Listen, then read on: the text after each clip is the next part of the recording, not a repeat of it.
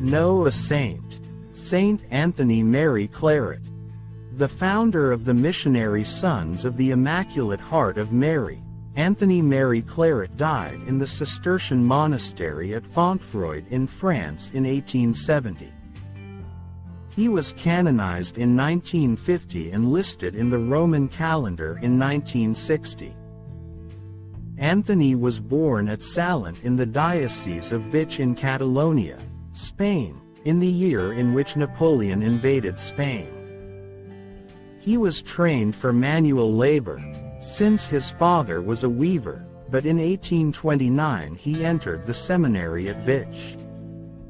Ordained to the priesthood in 1835, he was assigned as pastor in his home parish. Later he went to Rome to work for the propagation of the faith. He also entered the novitiate of the Jesuits but had to leave because of ill health, so he returned to Spain and was assigned as pastor of a parish. His apostolate consisted of rural preaching, conferences for the clergy and publications. Because of his successful apostolate he aroused the animosity of some of the clergy, and as a result he left Catalonia for the Canary Islands. After a year he returned to Catalonia and resumed his preaching apostolate. In 1849 Anthony gathered together 5 priests who formed the basis of the Missionary Sons of the Immaculate Heart of Mary. At the suggestion of the Queen of Spain, Isabella II, Anthony was named Archbishop of Santiago, Cuba. For the next 7 years he made pastoral visitations, preached against the slavery of the Negroes, and regularized numerous marriages.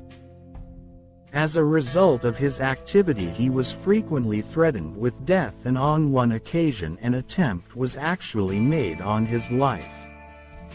In 1857 he was recalled to Spain as confessor to the Queen. In this way he was able to exert some influence in the naming of bishops, set up a center of ecclesiastical studies at the Escorial, and work towards the recognition of religious orders in Spain. In 1869 he was in Rome, preparing for the First Vatican Council.